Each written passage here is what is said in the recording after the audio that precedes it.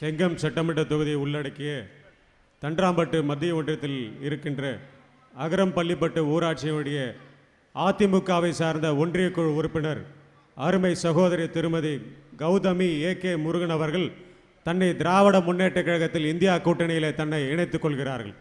அமைச்சர் முன்னிலையில் தன்னை இணைத்துக் கொள்கிறார். திரு முருகன் அவர்களுக்கு கழகத்தின் சார்பாக வேட்டி அணித்து சிறப்பு செய்யப்படுகிறது. அடுத்ததாக இறுதியாக நம்மை எல்லாம் வழிநடத்தி கொண்டிருக்கின்ற மாண்புமிகு கழகத் தலைவர், தமிழ்நாடு முதலமைச்சர், இந்தியா கூட்டணியுடைய தமிழ்நாட்டினுடைய தலைவர், அன்பிற்குரிய மாண்புமிகு தளபதியார் அவர்களுடைய மனசாட்சியாகவும் கழக உயர்நிலை செயல்திட்டக்குழு உறுப்பினராகவும் எப்படி தேர்தல் பணியாற்ற வேண்டும் என்று முத்தமிழர் தலைவர் கலைஞரால் பாராட்டு பெறப்பெற்ற நம்முடைய ஆற்றல் மிகு மாவட்ட கழகத்தின் செயலாளர் அவர்கள் நம்முடைய மரியாதைக்குரிய இந்தியா கூட்டணியுடைய வேட்பாளராக இருக்கின்ற களம் கண்டிருக்கின்ற அருமை நண்பர் திரு சி.என். அண்ணாதுரை அவர்களை ஆதரித்து வாக்கு சேகரிக்கிறார்கள். அவருக்கு மாவட்ட திராவிட முன்னேற்ற கழக இந்தியா கூட்டணியின் சார்பாக அவருக்கு சிறப்பு செய்யப்படுகின்றது.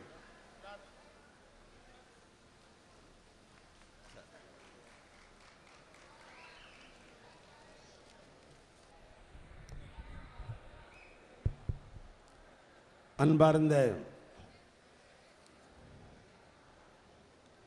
இந்தியா கூட்டணியினுடைய சார்பாக நிறுத்தி வைக்கப்பட்டிருக்கிற வேட்பாளர் 8 கோடி தமிழர்களுடைய இதய வேந்தராகவும் ஒட்டுமொத்த கழகத்தினுடைய உதயசூரியனுமாக இருக்கிற திராவிடர் மாட்சியினுடைய தலைவர், தமிழ்நாட்டு முதலமைச்சர், என் நெஞ்சமெல்லாம் நிறைந்திருக்கிற அன்பண்ணன் தளபதியினுடைய வாழ்த்துக்களோடு நிறுத்தி வைக்கப்பட்டிருக்கிற அருமை தம்பி அண்ணாதுரைக்கு நடைபெறுகிற செயல்வீரர் கூட்டத்திற்கு தலைமை பொறுப்பேற்றிருக்கிற தமிழ்நாடு அரசினுடைய சட்டப்பேரவையினுடைய துணைத் தலைவர் மாண்புமிகு கு. பிச்சாண்டி அவர்களே, நிகழ்ச்சியிலே முன்னிலை பொறுப்பேற்றிருக்கிற தலைமை செயற்குழு உறுப்பினர், கலசப்பாக்கம் சட்டமன்ற உறுப்பினர் அருமை தம்பி சரவணன் அவர்களே, மாவட்ட திராவிட முன்னேற்ற கழகத்தின் சார்பாகவும் திருவண்ணாமலை நாடாளுமன்ற தேர்தல் பணி குழுவின் சார்பாகவும் வரவேற்பை நல்கியிருக்கிற செங்கந்தகுனுடைய சட்டமன்ற உறுப்பினர், மாவட்ட கழகத்தினுடைய துணை செயலாளர் தம்பி மூப்பே கிரி அவர்களே, நிகழ்ச்சியிலே பங்கு பெற்று மிக சிறப்பாக பல்வேறு கருத்துக்களை மிக தெளிவாக அழுத்தமாக இந்த கூட்டணி ஏன் வெற்றி பெற வேண்டும் என்ற ஒரு விளக்கமான உரையை நிகழ்த்தியிருக்கிற காங்கிரஸ் பேரியக்கத்தினுடைய மாவட்ட தலைவர் அருமை சோழர் குமார் அவர்களே,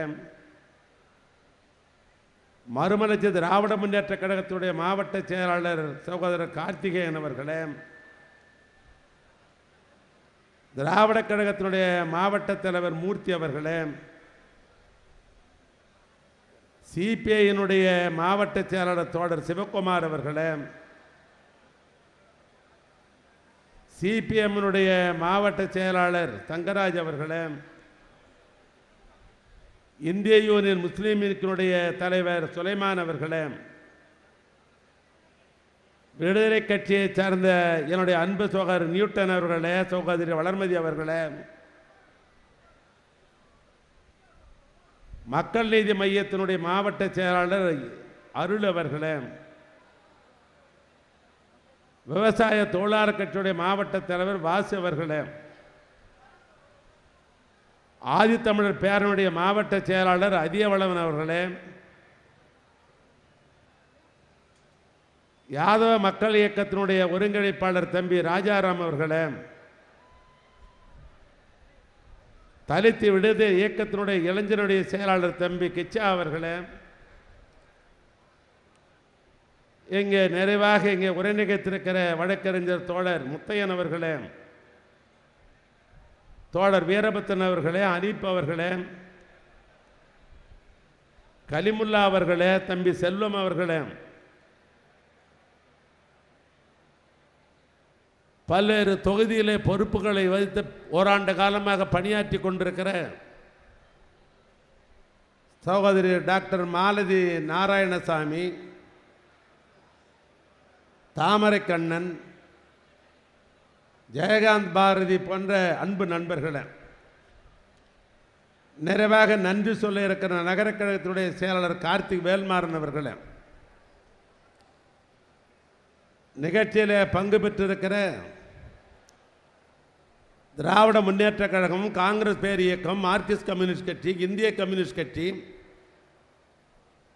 மறுமலர்ச்சி திராவிட முன்னேற்ற கழகம், இந்திய யூனியன் முஸ்லீம், விடுதலை சிறுத்தை கட்சி, மனிதநேய மக்கள் கட்சி, மக்கள் நீதி மையம், திராவிட கழகம், தமிழர் வாழ்வுரிமை கட்சி,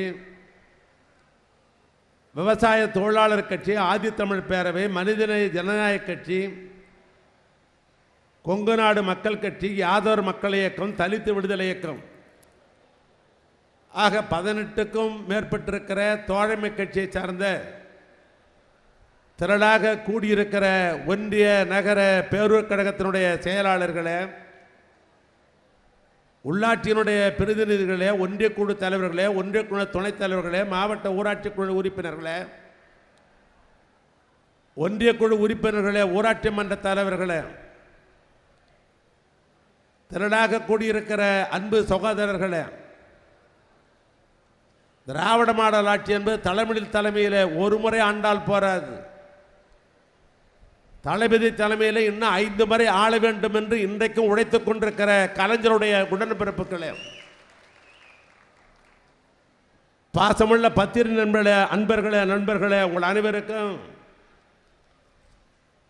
எனது பணிவான வணக்கத்தை நான் தெரிவித்துக் கொள்ள நான் விரும்புகிறேன். என் உரைக்கு முன்னால் இது செயல் வீரர் கூட்டம் என்கிற காரணத்தினால் செயலாளர்கள் என்ன செய்ய வேண்டும், தோழ நண்பர்களிடத்தில் எப்படி நாம் நடந்து கொள்ள வேண்டும் என்ற அடிப்படையில் சில கருத்துக்களை நான் முதலில் எடுத்து வைக்க நான் விரும்புகிறேன். பொதுவாக இது செயல் வீரர் கூட்டம். செயல் வீரர் கூட்டத்திற்கு செயலாளர்கள் வந்தால், செயல் மரபர்கள் வந்தால், கூட்டணி தலைவர்கள் எல்லாம் என்ன நமக்கு சொல்லுகிறார்கள், சட்டப்பேரவை உறுப்பினர்கள் என்ன சொல்லுகிறார்கள், அமைச்சராக இருந்து மாவட்ட கழக செயலாளராக இருந்து நான் என்ன சொல்லுகிறேன், அதன்படி நடக்கலாமா வேண்டாமா என்று முடிவு செய்வது உங்களுடைய பொறுப்பு. அதற்காக கூட்டப்பட்டிருக்கிற இந்த கூட்டத்தில் திருவண்ணாமலைக்கு சுற்றுலாவுக்கு போகிறவர்களெல்லாம் நீங்கள் செயல்படுத்தி கொண்டு வந்தால், அவர்கள் சுற்றுலாவுக்கு வந்ததைப் போல பார்த்துவிட்டு திருவண்ணாமலை நகரத்தில் வேறு ஏதாவது பணி பார்ப்பதற்காக இங்கிருந்து புறப்பட்டு போய்விடுவார்கள். வருங்காலங்களிலே செயலாளர்கள், ஒன்றிய கழக செயலாளர்கள் கட்சியிலே இன்றைக்கு நம்முடைய தொகுதியிலே பகுதியாக தேர்தல் பணியாற்றுவதற்காக பகுதியாக பிரித்திருக்கிறோமே, அந்த பகுதியினுடைய ஒருங்கிணைப்பாளர்கள் கேட்டுக்கொள்ள விரும்புவது, செயற்கூட்டத்திற்கு ஒருத்தர் அழைத்து வேண்டும் என்று சொன்னால் தலைவர்கள், செயலாளர்கள், பொறுப்பாளர்கள் என்ன சொல்லுகிறார் என்று செவிமடுப்பவர்களை அழைத்துக் கொண்டு வர வேண்டும். நான் குறிப்பாக பார்த்து கொண்டே இருந்தேன். ஒருவரை அவர் வந்தார், உட்கார்ந்தார். 5 நிமிடம் தான் அவரால் உட்கார முடிகிறது. அதுக்கு பின்னால் புறப்பட்டு போய்கொண்டே இருக்கிறார். யாருடைய குற்றம்? யார் எந்த செயலாளர் அழைத்து வந்தாரோ அவருடைய குற்றம் இந்த குற்றம். இதை நான் சுட்டிக்காட்டுவதற்கு காரணம், பல பேர் இந்த இயக்கத்திற்கு உழைத்துக் கொண்டிருக்கிறார்கள். இன்னைக்கெல்லாம் கலராக நம்ம நோட்டீஸ் போடுறோம். நான் பள்ளி பருவத்தில் நான் படிக்கிற பொழுது ஒரு கலரில் தான் நோட்டீஸே கிடைக்கும். அது கூட ஏ ஃபைல் தான் கிடைக்கும். அது பச்சையாக இருக்கும், சிகப்பாக இருக்கும், காவி நிறத்தில் இருக்கும், வெள்ளையாக கூட இருக்கும். அதுபோன்ற நோட்டீஸில் சொல்லப்பட்ட கருத்துக்களை எல்லாம் படித்துத்தான் இந்த இயக்கத்தில் நாங்கள்லாம் வளர்ந்திருக்கிறோம். ஆனால் இது செயல் வீரர் கூட்டமாக இருந்தாலும் பொதுக்கூட்டமாக இருந்தாலும் வருபவர்கள் கொள்கை உள்ளவர்களாக அழைத்துக் கொண்டு வாருங்கள். அதுதான் நீங்கள் உழைத்திருக்கிற உழைப்பிற்கு அது பலனை தரும். நீங்கள் உழைக்கிற உழைப்புக்கு அதுதான் பலனை தரும். ஊரில் இருந்து கஷ்டப்பட்டு வண்டியில் ஏற்றி கொண்டு அதற்கு ஒரு செலவு செய்து அதுக்கு பின்னால் இங்கு கொண்டு வந்து இங்கே கொண்டாந்து உட்கார்ந்த உடனே 10 நிமிஷத்துக்கு புரட்டு பொருளை அழைத்து வருவதில் உங்களுடைய உழைப்பு வீணாக்குகிறது. அதனால் இனிமேல் செயலாளர்கள் அதை புரிந்து கொண்டு அது செயல் வீரர் கூட்டமாக இருந்தாலும் பொதுக்கூட்டமாக இருந்தாலும் பொது நிகழ்ச்சியாக இருந்தாலும் அந்த அழைத்து வருகிற பழக்கத்தை நீங்கள் உருவாக்கி கொள்ள வேண்டும் என்று நான் கேட்டுக்கொள்ள நான் விரும்புகிறேன். அடுத்து நான் திராவிட முன்னேற்ற கழகத்தினுடைய நண்பர்கள் உட்பட என்னுடைய தோழமை கட்சியினுடைய தோழர்கள் உட்பட ஒரு பொதுக்கூட்டத்திற்கு வருகிறோம் என்று சொன்னால் இப்பொழுது நவீன உலகம், தொழில்நுட்பங்கள் நிறைந்திருக்கிறது. கேமராவில் படம் பிடித்ததெல்லாம் போக கேமரா ஒரு கைக்கு வந்து விட்டது, செல்போன் என்ற பேரில். இந்த மேடையில் இருக்கிற இந்த தலைவர்களெல்லாம் படம் எடுக்க வேண்டும் என்று ஒரு தம்பிமார் ஆசைப்படுகிறார். இது செயல் வீரர் கூட்டம். ஆனால் இந்த செயல் வீரர் கூட்டத்தில் இந்த திராவிட முன்னேற்ற கழகத்தை சேர்ந்த செயலாளராக இருந்தாலும் என் தம்பிமார்களாக இருந்தாலும் தோழமை கட்சியினுடைய என்னுடைய தோழர்களாக இருந்தாலும் அவருடைய ஆசை நிறைவேறாத வகையில் கூடுகிற கூட்டத்திலே உள்ளரங்கத்திலே வந்து கொடி அப்படி இப்படி காட்டுவதன் மூலமாக அதனால் என்ன பலன்? கொடியிலே ஊரிலே காட்டினால் 10 பேர் நம்முடைய இயக்கத்திலே சேருவார்கள். ஒரு கொடியை ஏற்றுவதன் மூலமாக கொடியை அடையாளம் காட்டுவதன் மூலமாக அந்த இயக்கத்திலே உறுப்பினராக சேருவதற்கு அந்த கொள்கையை ஏற்றுக்கொள்வதற்கு அது பொருத்தமாக இருக்கும். இங்கு இருப்பவர்கள் அவர்கள் ஒரு கொள்கைக்கு சொந்தக்காரர்கள். இந்த இடத்திலே இது போன்ற அரங்கங்களிலே பொதுக்கூட்டங்களிலே இன்னும் சொல்ல போனால் திராவிட முன்னேற்ற கழக தலைவராக இருந்தாலும் சரி, என்னுடைய அன்பு சகோதரர் விடுதலை சிறுத்தையினுடைய நிறுவன தலைவர் நம்முடைய திருமாவளவனாக இருந்தாலும் சரி, தோழமை கட்சியைச் சேர்ந்த தோழர்கள் அண்ணன் முத்தரசனாக இருந்தாலும் சரி, பாலகிருஷ்ணனாக இருந்தாலும் சரி, இஸ்லாமிய பெருமக்களாக இருந்தாலும் சரி, அப்படி அவர்கள் வந்து சிறப்பான கூட்டத்தை இங்கே கூட்டுகிற பொழுது இடையிலே இந்த கொடியாட்டுகிற பழக்கத்தை தயவு செய்து திருவண்ணாமலை மாவட்டத்தில் அதற்கு ஒரு முற்றுப்பெய்யவில்கள் என்று நான் உங்கள் அத்தனை பேரையும் அன்போடு கேட்டுக்கொள்ள நான் விரும்புகிறேன். அதோடு மட்டுமல்ல,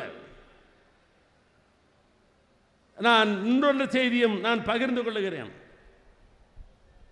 முதலமைச்சர் அவர்கள் 3ஆம் தேதி நம்முடைய திருவண்ணாமலை நாடாளுமன்றமும் ஆரணி நாடாளுமன்றம் 2 நாடாளுமன்றத்தினுடைய வேட்பாளர்களை ஆதரித்து உரை நிகழ்த்துவதற்காக ஆரணிக்கும் திருவண்ணாமலைக்கும் மையப்பகுதியாக கீழ்பெண்ணாத்தூர் தான் இருக்கிறது. அந்த கீழ்பெண்ணாத்தூரில் நிகழ்ச்சியை நடத்தலாம் என்று நாடாளுமன்ற தேர்தல் பணிக்குழுவின் சார்பாக முடிவு செய்து அந்த நிகழ்ச்சியை நாம் அங்கே ஏற்பாடு செய்திருக்கிறோம். முதலமைச்சர் அவர்கள் 6 மணிக்கு சரியாக வருவதாக இருக்கிறார்கள். நாம் அனைவரும் 4:30 4:30 மணிக்கு சரியாக 4:30 மணிக்கு நாம் எந்தெந்த தொகுதிக்கு எந்தெந்த இடம் ஒதுக்கப்பட்டிருக்கிறதோ, எந்தெந்த தொகுதிக்கு எந்தெந்த இடம் ஒதுக்கப்பட்டிருக்கிறதோ அந்த ஒதுக்கப்பட்ட இடத்துல ஒருங்கிணைப்பாளராக இருப்பவர்கள், பகுதியினுடைய ஒருங்கிணைப்பாளர் இருப்பவர்கள் முதலில் இது நீங்கள் தான் ஒருங்கிணைக்க வேண்டும்.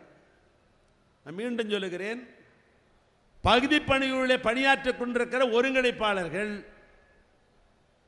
உங்களுடைய தொகுதிக்கென்று ஒதுக்கப்பட்டிருக்கிற அந்த இடத்துல தோழமை கட்சி தோழர்களையும் திராவிட முன்னேற்ற கழகத்துடைய தோழர்களையும் முதலமைச்சரின் பேச்சை முழுமையாக கேட்க வேண்டும் என்று நினைக்கிற வாக்காளர் பெருமக்களையும் மீண்டும் ஒரு சொல்லுகிறேன், முதலமைச்சருடைய முழு பேச்சையும் நிறைவாக கேட்கிற வாக்காளர் பெருமக்களை, டூரிஸ்ட் வந்து போறவங்க நான் சொல்லலை. எனவே அவர்களையும் உங்களுடைய தொகுதியிலே ஒதுக்கப்பட்டிருக்கிற இடத்திலே அவர்களுக்கு அந்த ஒருங்கிணைப்பாளர்கள் வேண்டி அவர்களுக்கு தண்ணீரோ அவருக்கு என்ன உதவிகளை செய்து அந்தந்த ஒதுக்கப்பட்ட இடத்திலே ஒருங்கிணைப்பாளர்கள் நீங்கள் அமர வேண்டும். அந்த தொகுதியிலே கொடுக்கப்பட்டிருக்கிற இடத்துல கூட்டத்தை கேட்காமல் அங்கெங்கும் நடந்து கொண்டிருக்கிறார் என்று சொன்னால் அந்த ஒருங்கிணைப்பாளர் லாயக்கற்றவர் என்று பொருள், பொருத்தமில்லாதவர் என்று பொருள். எனவே ஒருங்கிணைப்பாளர்கள்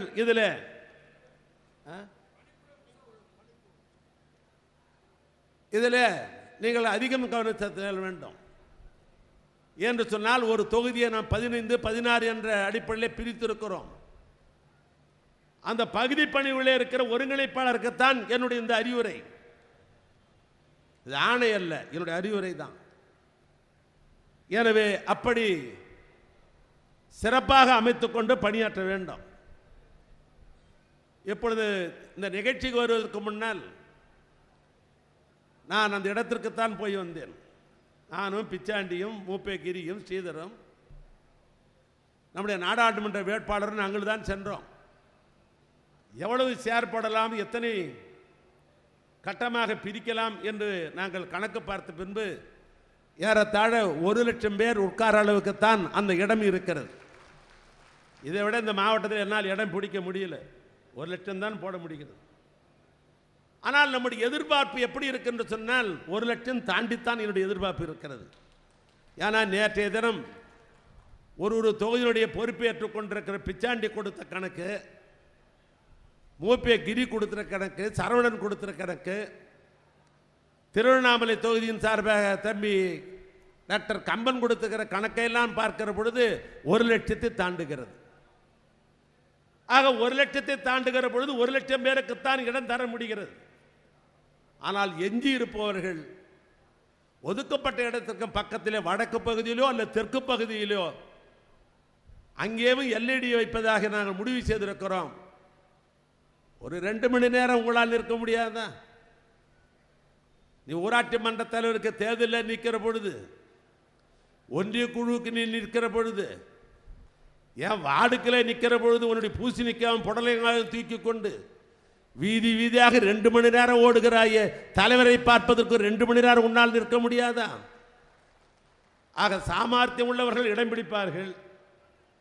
என்னை போல சாமர்த்தியம் இல்லாதவர்கள் பக்கத்திலே நின்றாவது நீங்கள் முழுமையாக அவருடைய பேச்சை கேட்க வேண்டும் என்பது என்னுடைய தாழ்மையான வேண்டுகோள். அடுத்த ஒரு முதலமைச்சர் என்கிற பொழுது ஆங்கிலத்திலே புரட்டக்கால் என்று சொல்வார். அந்த புரட்டக்காலிலே பலது இருக்கிறது. அதில் ஒன்றை நான் சொல்லுகிறேன். நடக்கிற நடபாதி கேங்குவே இது எதற்காக போடப்பட்டிருக்கிறது? ஒருவர் அவசரமாக அவரை வெளியெடுத்து வர வேண்டும். ஒரு உடம்பு சரியில்லை, அவரை வெளியெடுத்து கொண்டாடணும் சீக்கிரம்.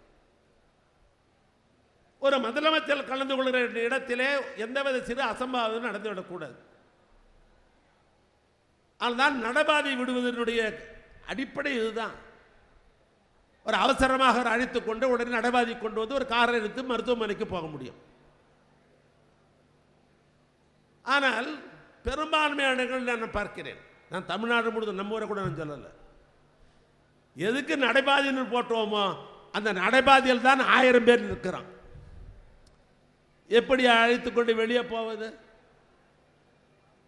நிற்கிற இடம் பக்கத்தில் அடுத்தவருக்கு இடையிலாக இருக்க தான் நிற்கிற இடம்.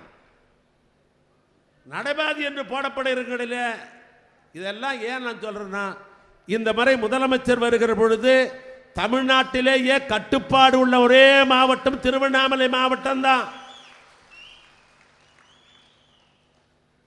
அதில் நானும் உள்ளடக்கம், என்னுடைய தோழமை கட்சி தோழர்களும் உள்ளடக்கம்.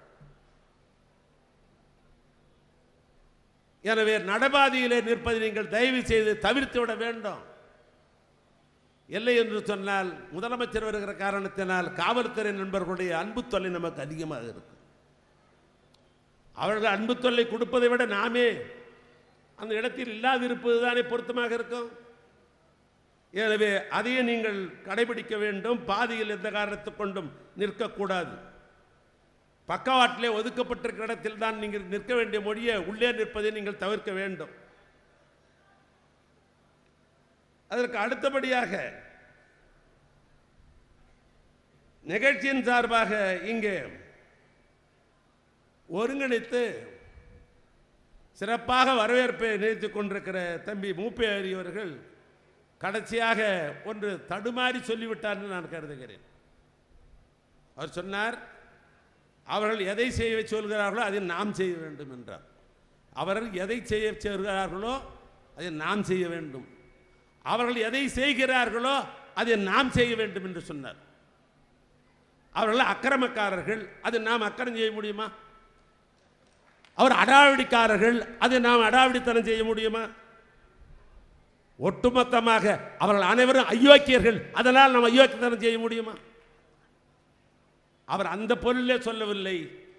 அவர்கள் எதை செய்தாலும் நாம் எதிர்கொள்ள வேண்டும் என்ற பொருள் தான் அவர் சொல்லியிருக்கிறார் ஒழிய வேறொன்றுமல்ல. நீங்கள் தவறாக எடுத்துக்கொள்ளக்கூடாது. ஆக 4:30 மணிக்கு வந்து உட்கார்ந்து இருக்கிற உங்களுக்கு தேவைகளை அறிந்து, என்ன தேவை?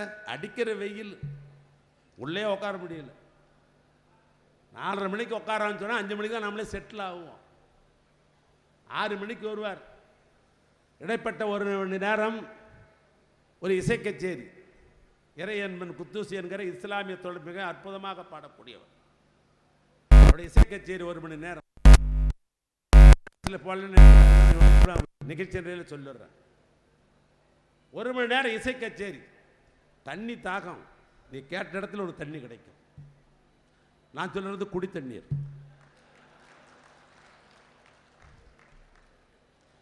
ஏன்னா சில விவரமான தம்பி அதை ஒட்டி போட்டுருவான் நம்மளை, குடிக்க சொன்னார்னு. அதை தொடர்ந்து முதலமைச்சர் அவர்கள் வர இருக்கிறார்கள். நான் மீண்டும் வந்திருக்கிற செயல் வீரர்களை, செயல் வீரர்களை, ஒருங்கிணைப்பாளர்களை, ஒன்றிய கழக செயலாளர்களை, உங்களை அத்தனை பேரை நான் அன்போடு கேட்டுக்கொள்ள விரும்புவது, ஒரு கட்டுப்பாடு தேவை. முதலமைச்சர் உரையை துவக்கியதிலிருந்து நன்றி வணக்கம் என்று சொல்லுகிற வரை அவரவர்கள் அந்தந்த இடத்திலே 100% உட்கார்ந்து இருக்க வேண்டும், அவர் பேச்சை கேட்க வேண்டும் என்பதுதான் என்னுடைய அன்பான வேண்டுகோள். அதற்காக எத்தனை முறை என்னை நீங்கள் கும்பிடுன்னு சொன்னால் நான் கும்பிட தயாராக இருக்கிறேன். அதற்கு அடுத்தபடியாக நம்முடைய தோழமை கட்சியுடைய தோழர்கள், திராவிட முன்னேற்ற கழகத்தினுடைய மாவட்ட நிர்வாகிகள், ஒன்றிய குழு தலைவர்கள், மாவட்ட ஊராட்சி குழு தலைவர்கள், அவர்களுக்கெல்லாம் பேட்ஜ் கொடுக்க இருக்கிறோம். சிறப்பு விருந்தினர் என்கிற அடிப்படை அவர்களுக்கு தனியான ஒரு இடம் முதலமைச்சருடைய பார்வைக்கு கொடுக்க இருக்கிறோம். அது யாருக்கெல்லாம் வந்து சேருகிறதோ அந்த பட்டியல் அடிப்படையில் தான் அவர்கள் உட்கார வேண்டும். சிறப்பு அழைப்பு என்கிற அந்த இடங்களில் அங்கே இருக்கிற நண்பர்களை மிரட்டி விட்டு உருட்டி விட்டு அந்த இடத்தெல்லாம் இடம் பிடிக்கிற ஆசையை விட்டு விடுங்கள். அதையே நான் சொல்லிவிட்டேன். என்று சொன்னால் அதில் நம்முடைய தோழமை கட்சி தோழர்கள் இருப்பார்கள், ஒன்றிய குழு தலைவர்கள் இருப்பார்கள், இப்படிப்பட்டவர்கள் இருப்பார்கள். அந்த இடத்துல உங்களுக்கு அடையாளமாக கொடுக்கப்படுகிற அந்த பேட்சை வைத்துக்கொண்டு அதில் நீங்கள் அந்த இடத்திலே நீங்கள் அமர வேண்டும் என்று இந்த நேரத்தில் நான் கேட்டுக்கொள்ள நான் விரும்புகிறேன். நான் பொதுவாக அரசியல் அதிகம் நான் பேச வேண்டிய அவசியம் இல்லை. மயிலத்தில் பேசலாம், செஞ்சியில் பேசலாம், உளுந்தூர்பேட்டில் பேசலாம், அன்னைக்கு ஆத்தூரில் பேசினேன், சேலத்தில் பேசினேன். நான் உள்ளூர் மேலக்காரன், நீங்கள் எக்க கூப்பிட்டாலும் பேசுவதற்கு நான் தயாராக இருப்பேன். ஆனால் 2 கருத்து மட்டும் எல்லா இடத்துக்கும் போய் சேரணும். யார் ஆட்சிக்கு வரப்போகிறாள் என்கிற தேர்தலே அல்ல, யார் வெற்றி பெற்றுவிடக் கூடாது என்கிற நடக்கிற தேர்தல் தான் இந்த தேர்தல். நல்லா புரிஞ்சுங்க, நான் அதிகமாக சொல்லல, 3 கருத்து தான். இந்த தேர்தல் ஜனநாயகத்திற்கும் பாசிசத்துக்கும் நடக்கிற ஒரு தேர்தல். ஜனநாயகம் என்று சொன்னால் அண்ணல் அம்பேத்கர் இயற்றப்பட்டிருக்கிற சட்டத்தின் அடிப்படையில் நடைபெற்றுக் கொண்டிருப்பது ஜனநாயகம். 1947 சுதந்திரம் அடைந்தாலும் கூட அண்டையிலிருந்து அது நாடாளுமன்ற தேர்தலாக இருந்தாலும் சட்டமன்ற தேர்தலாக இருந்தாலும் உள்ளாட்சியிலே பல்வேறு அடுக்குகள் இருக்கிறது. அந்த உள்ளாட்சியோட அமைப்பாக இருக்கிற ஊராட்சி மன்ற தேர்தல் கூட அரசியல் சட்டத்தின் கீழ் தான் நடைபெறுகிறது. அந்த அரசியல் சட்டத்தின் கீழ் நடைபெறுகிற அண்ணல் அம்பேத்கருடைய தலைமையிலே உருவாக்கப்பட்டிருக்கிற அரசியல் சட்டத்தை அழித்து விடுவதற்காக ஒரு முயற்சி இந்தியாவிலே நடைபெற்றுக் கொண்டிருக்கிறது. அந்த ஜனநாயகத்தை அழிக்க வேண்டும், பாசிசத்தை உருவாக்க வேண்டும் என்று நினைக்கிறார்கள். பாசிசத்தை விரும்புவர்கள் பணக்காரர்கள், பாசிசத்தை விரும்புவர்கள் பஞ்சமா பாதகத்தையே எண்ணி பார்க்காதவர்கள். அவர்கள்லாம் பாசிசத்தை விரும்புவர்கள் ஒரு ஜாதிக்காரர்கள். பாசிசத்தை விரும்புவர்கள் தான் முதலாளி என்று எண்ணுபவர்கள், நம்மையெல்லாம் அடிமை என்று கருதுபவர்கள். இன்னும் சொல்ல போனால் பாசிசத்திற்கு ஒரு வரியில் சொல்ல வேண்டும் என்று சொன்னால், இந்தியாவிலே ஜனநாயகத்தின் மூலமாக உருவாக்கப்பட்டிருக்கிற குடியரசுத் தலைவர் என்கிற அந்த பதவியை அப்புறப்படுத்திவிட்டு இந்தியாவை ஒரு அதிபருக்கு கீழ் கொண்டு வந்து அதிபராக ஆக்க வேண்டும் என்று ஒரு முயற்சி நடைபெற்றுக் கொண்டிருக்கிறது. அதுதான் பாசிசம். எனவே ஜனநாயகத்தை காப்பாற்ற வேண்டிய ஒரு கடமை தமிழ்நாட்டுக்கு பெரும் பங்கு இருக்கிறது. அதிலும் திருவண்ணாமலை நாடாளுமன்றத்திற்கு இன்னும் அதிகமான பங்கு இருக்கிறது. சமூக நீதிக்கு மனு நீதிக்கு நடைபெறுகிற தேர்தல் தான் இந்த தேர்தல். நான் தேர்தல் கூட சொல்ல மாட்டேன், இது ஒரு போர். ஜனநாயக சமூக நீதிக்கும் மனு நீதிக்கு நடைபெறுகிற இது ஒரு போர். 100 ஆண்டு காலத்துக்கு முன்னால் நடைபெற்றுக் கொண்டிருக்கிற போர் இந்த போர். சுதந்திரத்துக்கு பின்னல்ல, சுதந்திரத்துக்கு முன்னால். சமூக நீதி என்பது எல்லாருக்கும் எல்லாம் கிடைக்கணும், எல்லாரும் சமமே. ஏற்றத்தாழ்வு கிடையாது, நீ உயர்ந்தவன் நான் தாழ்ந்தவன் கிடையாது. எல்லாம் தமிழர்கள் தான், ஜாதி கிடையாது. அரசாங்கத்தின் மூலமாக எது கிடைத்தாலும் எல்லாருக்கும் கிடைக்கணும். அதுதான் சமூக நீதி. மனு நீதி என்ன? தாழ்ந்தவன் உயர்ந்தவன். நான் அதிக கூட பேச விரும்பவில்லை. நெய்யூர் சந்திரனை போன்றெல்லாம் வருத்தப்படுவார்கள் சில நேரங்களில். இப்படிலாம் பேசிட்டா நமக்கு ஓட்டு வராது போயிட போதுன்னு வரணும். ஓட்டை பற்றி கவலைப்படுவோம் அல்ல என்று சொன்னால், சமூக நீதி தமிழ்நாட்டில் எப்பொழுதும் நிலைத்திருக்க வேண்டும் என்று பெரியார் வழியில் வந்தவன், பேரஞ்சு அண்ணா வழியில் வந்தவன், என் தலைவர் கலைஞருடைய வழியில் போட்டுக் கொண்டிருப்பவன் நான். மனுநீதி வேண்டும் என்று விரும்புவர்கள் அவர்கள். நான் ஒரே இடத்துக்கு 2 சொல்ல விரும்புகிறேன். கடவுள் என்பது எல்லாருக்கும் பொதுவானவர் தானே. கடவுள் எப்படி? எனக்கு ஒரு கடவுள், உனக்கு ஒரு கடவுள், அப்படியா இருப்பார் கடவுள்? கடவுளுடைய நெத்தியிலே பிறந்தவன் உயர்ந்த ஜாதி பிராமணன், உச்சத்திலே பிறந்தவன் வைசியன், இடுப்பிலே பிறந்தவன் சத்திரியன், காலிலே பிறந்தவன் சூத்திரன் என்று இப்படி இருக்க முடியுமா? அது இல்லை என்று சொல்லுவது சமூக நீதி, அது உண்டு என்று சொல்வது மனுநீதி. அந்த உண்டு என்று சொல்லும் மனுநீதி இருந்த காரணத்தினால்தான் இந்தியாவினுடைய புதியதாக கட்டப்பட்ட நாடாளுமன்றத்தினுடைய அந்த கட்டடத்திற்கு அடிகோல் விழா எடுக்கிற பொழுது யாரை அழைத்திருக்க வேண்டும்? இந்தியாவுக்கே முதல் பதவியில் இருப்பவர் குடியரசுத் தலைவர். கட்டப்படுவதோ நாடாளுமன்றத்தினுடைய கட்டடம். ஆண்டுக்கு ஒரு முறை 2 மேலவையும் நாடாளுமன்ற அவையை 2ஐயும் கூட்டி பேசுகிற ஒரே உரிமை பெற்றவர் குடியரசுத் தலைவர். அவர்தான் இந்தியாவுடைய முதல் குடிமகன். அவர் அல்லவா கால்கோள் விழா நடத்தியிருக்கணும். அவர் நடத்தி விட்டார்களா? ராம்நாத் கோவிந்த் அவர்கள் அவர் நடத்தி விட்டார்களா? அவர் அழைத்தார்களா? ஏன் அழைக்கவில்லை?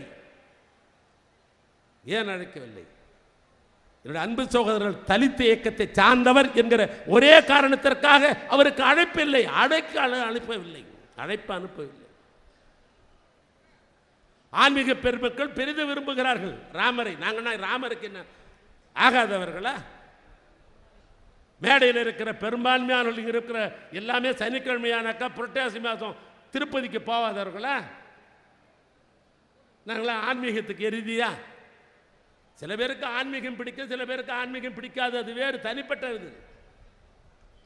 ஆனால் அது ஆன்மீகம் பிடித்தவர்கள் எல்லா இயக்கத்திலும் இருக்கிறார்கள். திராவிட முன்னேற்ற கழகத்திலும் ஆன்மீகத்தை விரும்புவர்கள் இருக்கிற காரணத்தினால் தானே திராவிட மாடல் ஆட்சியிலும் இன்றைக்கு அதிகமாக திருக்கோயில்களுக்கெல்லாம் குடமிழ் இருக்கிற ஆட்சியாக இது ஆட்சி இருக்கிறது.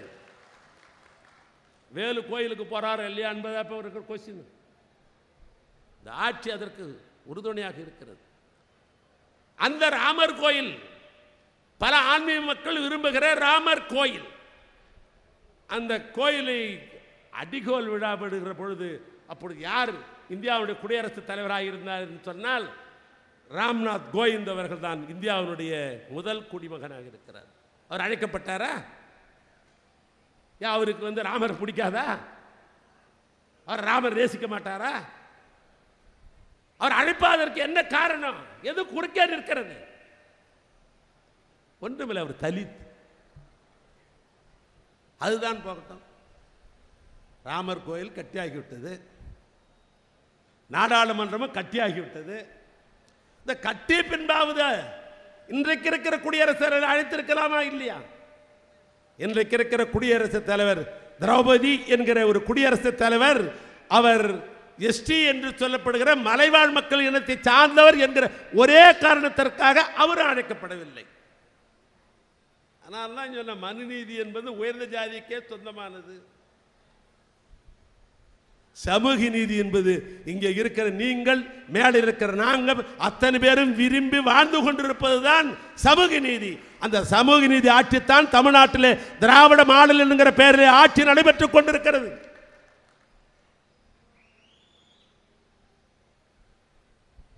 இன்னைக்கு என்ன நிலைமை?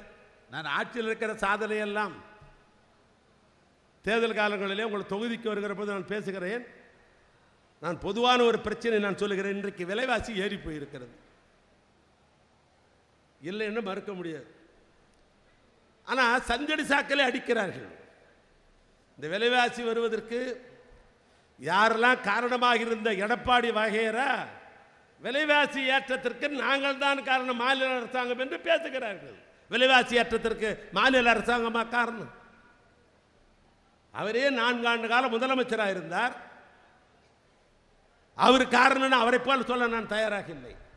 அவரே காரணம் என்று சொல்வதற்கு காரணம், ஜிஎஸ்டி வரி என்கிற ஒரு வரியை ஒன்றிய அரசாங்கம் மாநில அரசாங்கம் நிறைவேற்ற வேண்டும் என்று சொன்ன காலத்தில் கலைஞர் முதலமைச்சராக இருந்தார். நான் அப்பொழுது உணவுத்துறை அமைச்சர். ஜிஎஸ்டி நிறைவேற்ற வேண்டும் என்று சொன்ன பொழுது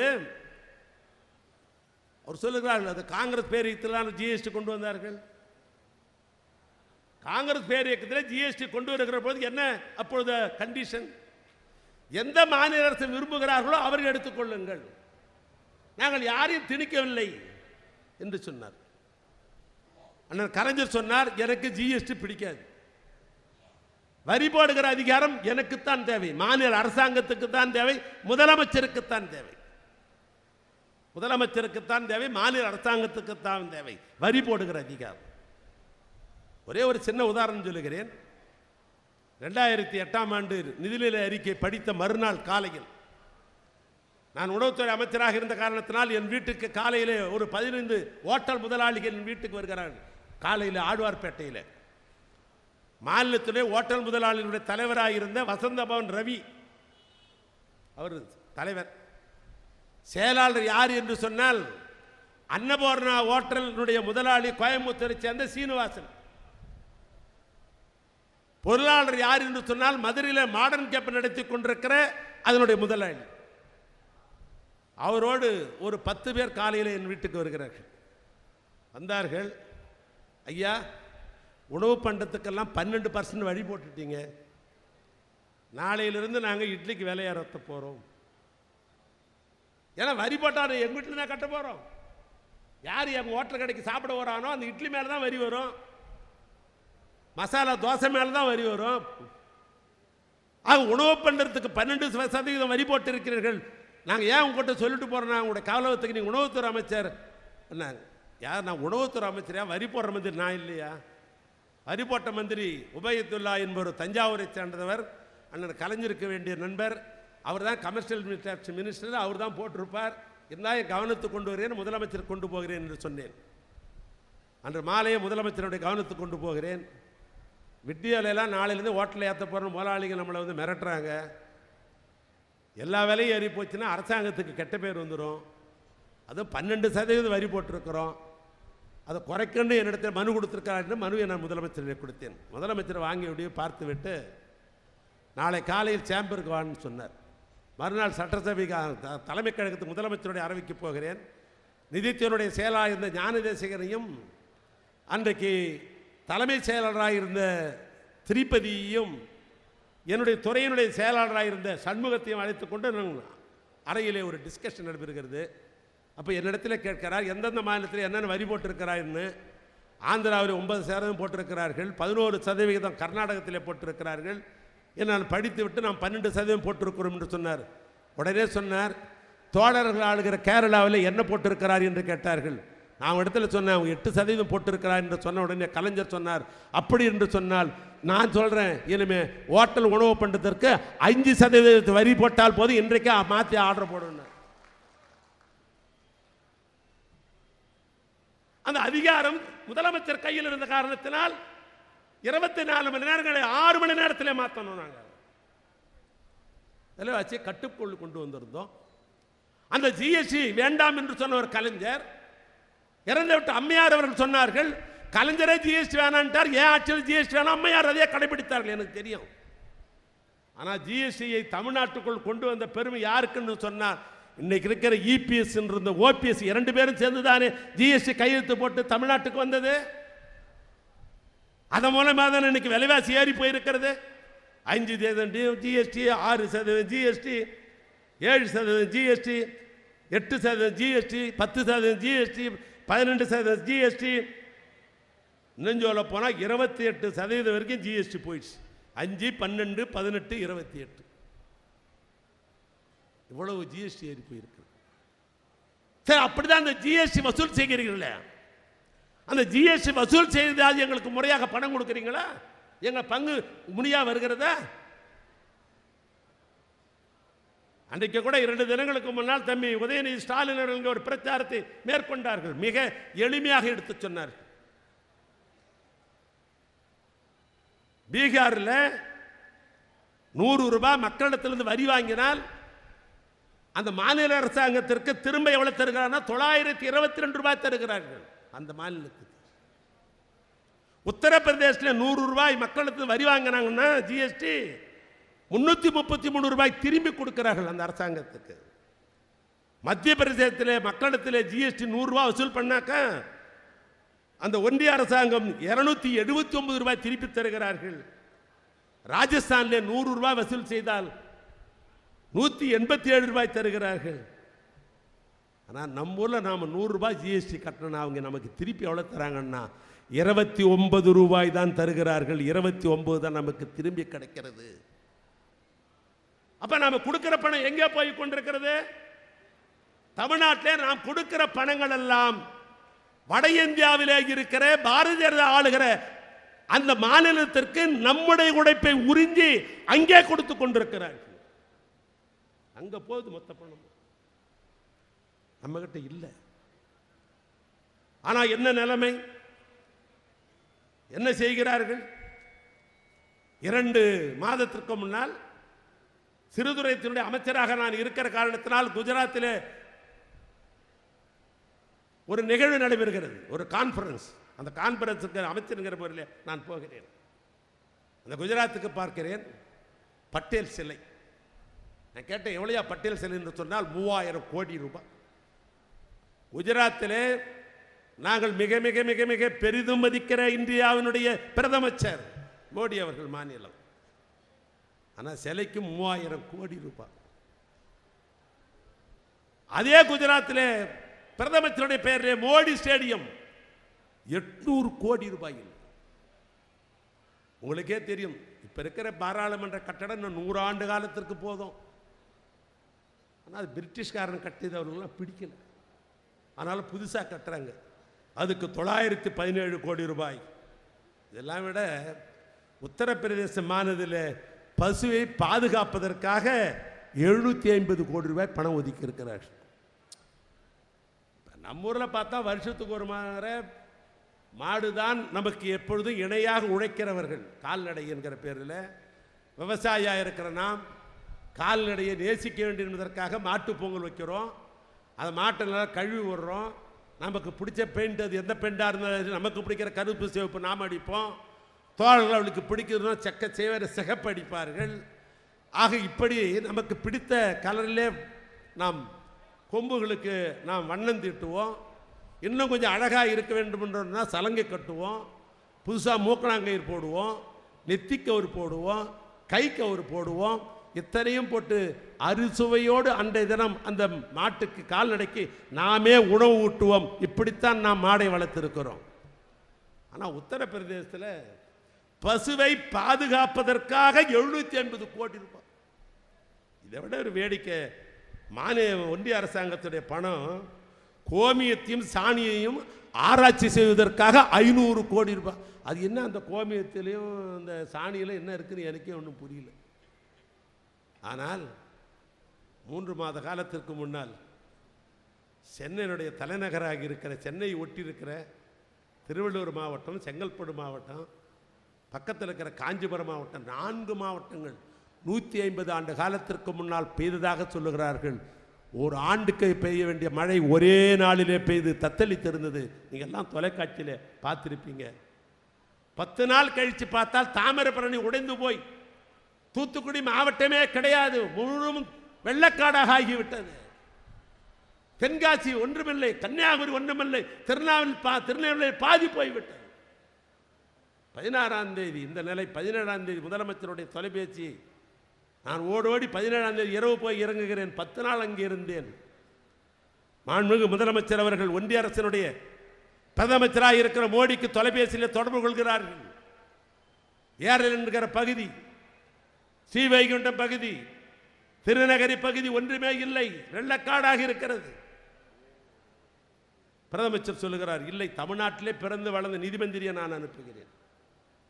நிர்மலா சீதாராமன், மாண்புமிகு நிர்மலா சீதாராமன் நிதி அமைச்சர் தூத்துக்குடி விமானத்தில் இறங்குகிறார்கள்.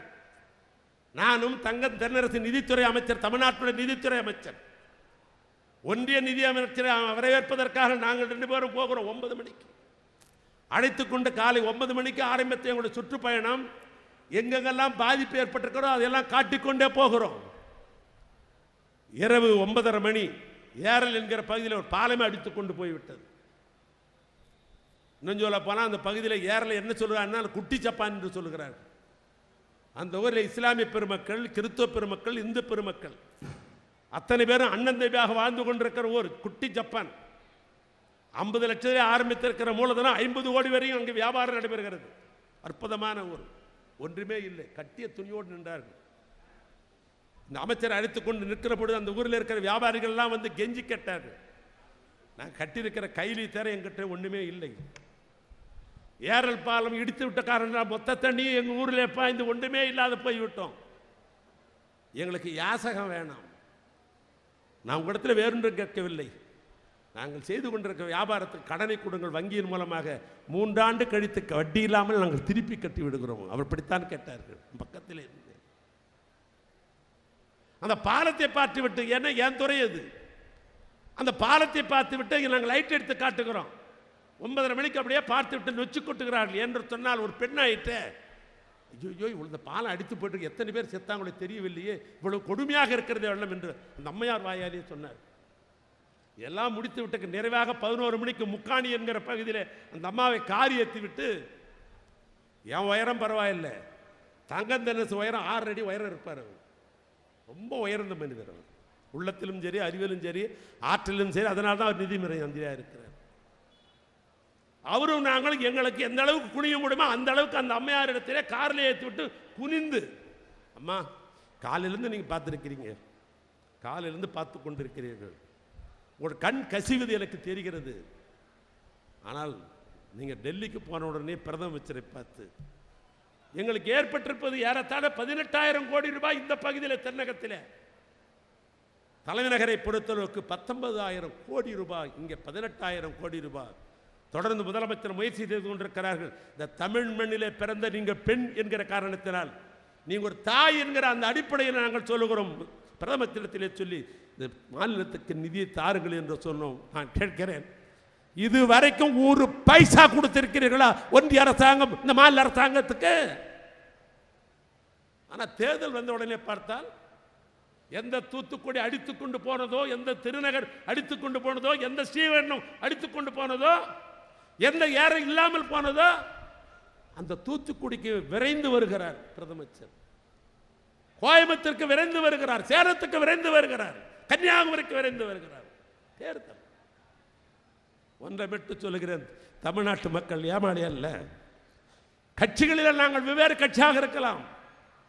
அண்ணா சொன்னதை போல ஒரு வயிற்றில் பிறக்காத குழந்தைகளாக நாங்கள் அண்ணன் தம்பியாக இருக்கலாம். ஆனால் இலகிய மனம் உள்ளவர்கள் தமிழ்நாட்டு தமிழர்கள். எங்களை அவ்வளவு சீக்கிரம் நீங்கள் எங்களை ஏமாற்றி விட மாட்டீர்கள், ஏமாற்றவும் முடியாது. தமிழ்நாட்டில் உங்களுக்கு இன்றைக்கு ஏமாற தயாராகவும் இல்லை. நீங்கள் எத்தனை சுற்றுப்பயணம் செய்யலாம். எங்களை பொறுத்தளவு கலைஞர் கொண்ட தாரக மந்திரம் தான் உறவுக்கு கை கொடுப்போம், உறவுக்கு கை கொடுப்போம். உரிமைக்காக என்றைக்கும் போராட தயாராக இருக்கிறோம். எனவே அந்த அடிப்படையிலே இன்றைக்கு நடைபெறுகிற இந்த போராட்டத்தில் 40 நாடாளுமன்றம் தொகுதியும் தமிழ்நாட்டு முதலமைச்சர் அருமண்ணன் தளபதியினுடைய தலைமையிலே 40 நாடாளுமன்றம் வெல்லும். அந்த 40 நாடாளுமன்றத்திலே திருவண்ணாமலை நாடாளுமன்றமும் முதல் நாடாளுமன்ற வித்தியாசத்திலே என்ற பெயரை கொடுப்பதற்காக இங்கே வந்திருக்கிற என்னுடைய அன்பு உடன்பிறப்புகளே, கலைஞருடைய தம்பிமார்களே, உடையுங்கள், அந்த இலக்கை அடையுங்கள். தம்பி அண்ணாதுரையை உதய சொல்லி வெற்றி பெற வையுங்கள் என்று சொல்லி உரையை நான் நிறைவு செய்கிறேன். நன்றி, வணக்கம்.